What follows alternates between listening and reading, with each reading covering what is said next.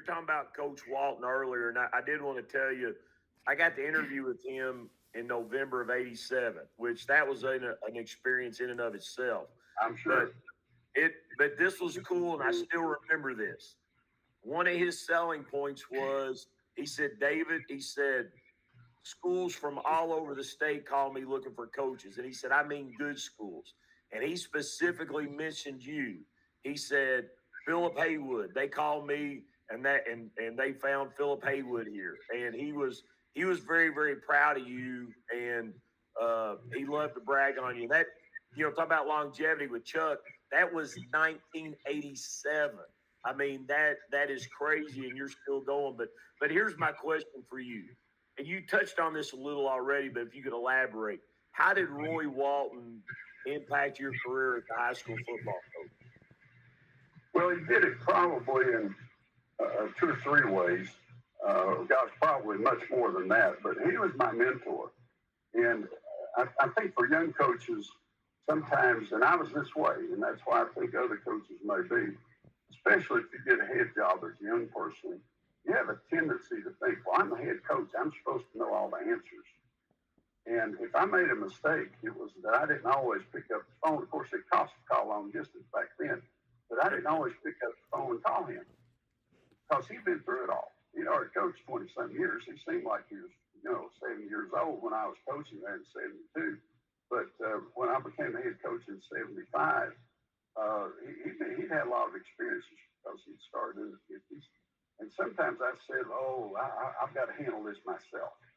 And I would encourage all young coaches and all older coaches to involve others in big decision making. It may be your decision, but you can get input from anybody. And Roy wasn't the one to say, you need to do this. He would say, well, I had a situation like this one time, and here's how I handled it. Yours could be different. He never really told me what to do. And he would give me some insights. But I found I had this feeling like when I was young that I was the leader and I had to make the decisions and it was up to me. And now, I've got a great coaching staff and you all have had great coaching staffs and I really asked their input. I said, what do you think about this? Does this follow our values? Is this what we believe in? And so one thing is he was a great mentor. The second thing, just being around him for a year. And I was only at Page Creek for a year. And as you said, he did. They called him from Meade County. I got a reference to see if I'd be good there. And he said, yeah, he's going to do a good job before he takes him. And so I got a call one day, got hired the next, and a lot of it had to do with him being able to make that input. But Roy was a character, as you well know. He was one of those guys that you love to be around. And his wife said, yeah, they're either going to love you or they're going to hate him. He was something else. But I loved him, and to my knowledge, most of his players did, and the community did. But he had great values. He really did things the right way. And it didn't matter who you were. If you had a lot of money, if you were the poorest kid on the team, he always treated everybody the same. He was tough as nails on everybody. And his character traits and the way he related to kids was just something that really stood out to me, much more than X's and O's. And over the years, I bet our conversation about X's and O's in 40 years were an hour at the most. We just never talked about that. But we did talk about how to run a business, how to take care of kids, how to treat kids.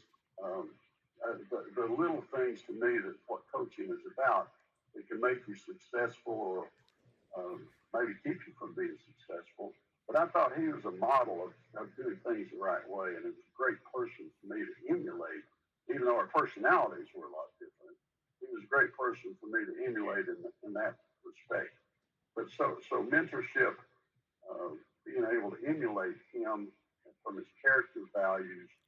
And I think the last thing was just probably more friendship and just knowing that, just being able to be around him. And we've all had games where, or situations that come up, man, I'm just down and in the dumps or things aren't going well. And I could just pick up the phone and give him a call. And I wouldn't even tell him what was going on. but I would, within an hour, hour and a half, or I'd go spend the night with him or something like that, my outlook would be better because he had that kind of personality that kept you upbeat, positive, and those kind of things. So those were the lessons I think that I learned from him. I could probably write an entire book on him and our relationship, but point out three, that would be it. You know, I enjoyed in your book, you talked about Phil Greer. So I'm going to ask you this. You think if you'd stayed in Lexington with Coach Walton, you'd be a real estate junkie and have more money than you know what to do with? Well, I tell Phil if I had, I'd be just like him. Those guys all did pretty good, didn't they? Yeah, they really did. And Roy, I got into real estate a little bit on small scale. There you go. Hey, were you on staff with David Prater? Yes, David was there. Yeah, David and Bill, Harry Johnson. Harry Johnson. Hey, that sucker was crazy, wasn't he? Yeah, I just talked with him 2 or 3 weeks ago. He hadn't changed a bit. Still sounds He's still crazy, isn't he? Crazy as he can be. Yeah, David. Hey, I better let Chuck ask his next question. We could talk all night about Roy Walton and that staff.